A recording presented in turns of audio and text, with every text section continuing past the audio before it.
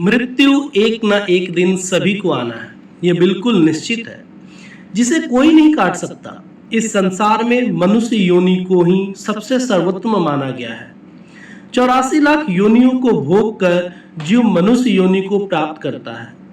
मनुष्य योनि बहुत ही दुर्लभ है। बहुत भाग्य से हम सभी को मनुष्य योनि प्राप्त हुई है। ईश्वर को प्राप्त करने का अधिकार सिर्फ मनुष्य जाति को ही है। इस संसार की सारी सुख सुविधाएं मनुष्य जाति के लिए ही बनी हैं।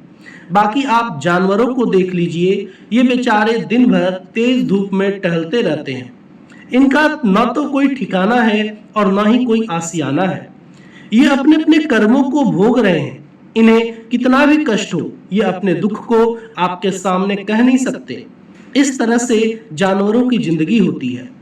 आज के समय में मनुष्य भी जानवरों की तरह ही बर्ताव कर रहा है, अपने पथ से भटक रहा है। उसे यही नहीं पता कि उसे क्या करना है, इस धरती पर आने का उसका उद्देश्य क्या है। दोस्तों, मनुष्य तन बड़े भाग्य से मिलता है। मनुष्य जन्म का उद्देश्य ईश्वर की प्राप्ति करना है। मनुष्य इस संसार के माया मोह से इस कदर फंस गया है कि वह सब कुछ भूल गया है।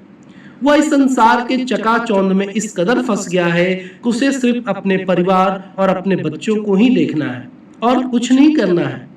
फिर जब मनुष्य का अंत समय आता है, जब उसके शरीर से आत्मा निकल जाती है, तब उसे ध्यान आता है कि मुझे इस दुनिया में किस लिए भेजा गया था और मैंने अपने सारे जीवन में ये क्या किया।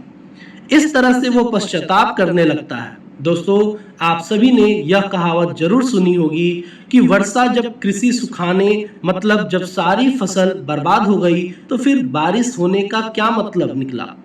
ठीक उसी तरीके से जब शरीर से आत्मा निकल गई, फिर आपको पछताने से क्या मिलेगा। जब शरीर से आत्मा निकल जाती है तो पछताने का कोई फायदा नहीं है। जब तक आप अपने उद्देश्य की पूर्ति नहीं करते, तब तक आपको इस धरती पर जन्म लेना होगा।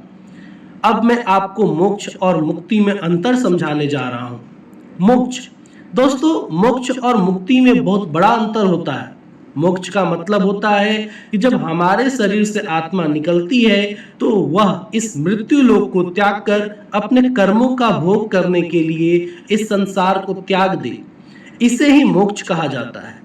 यदि कोई आत्मा किसी कारणवश इस संसार में ही भटक रही है, तो इसका मतलब उस आत्मा को मोक्ष की प्राप्ति नहीं हुई है। यदि कोई मनुष्य अपनी अधूरी इच्छा के साथ मृत्यु को प्राप्त होता है, तो उसे मोक्ष नहीं मिलती। उसे मोक्ष तब तक नहीं मिलती जब तक कि उसकी अधूरी इच्छा पूरी न हो जाए।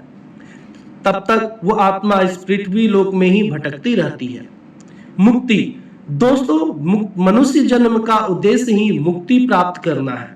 जैसे कि आप सभी को ये पता होगा कि हमारे शरीर में जो आत्मा है वो परमात्मा का ही एक अंश है। जिस तरह से वो परमात्मा अजर अमर अविनाशी है, ठीक उसी तरीके से यह आत्मा भी अजर अमर अविनाशी है। गीता में श्री कृष्ण ने कहा है कि नैनम छिदन्ति शस्त्राणि नैनम दहति पावकम न चैनम कलिंदत्यापो न शोष्यति मारुतम। अर्थात इस आत्मा को न तो शस्त्र काट सकते हैं, न ही इसे अग्नि जला सकती है, न ही इसे जल गीला कर सकती है और न ही इसे वायु सुखा सकती है। जिस तरह से हम पुराने वस्त्रों का त्याग करके नए वस्त्र को धारण करते हैं, ठीक उसी तरह से यह आत्मा पुराने शरीर का त्याग करके नए शरीर को धारण करती है। दोस्तों, परमात्मा का कोई था नहीं है। जिस तरह से सागर से यदि एक बूंद को निकाल लिया जाए तो उसका अस्तित्व तब तक खत्म नहीं होता जब तक कि उस बूंद को वापस उसी सागर में न मिला दिया जाए। ठीक उसी तरह से आत्मा परमात्मा का ही एक अंश है। जब तक वह आत्मा उस परमात्मा में समाहित नहीं हो जाती है, तब तक इस आत्मा को मुक्ति नहीं मिल सकती है। जब आत्मा को मुक्ति मिल जाती है, तब वो इस संसार के आवागमन से मुक्त हो जाता है। उसे दोबारा इस धरती पर जन्म नहीं लेना पड़ेगा।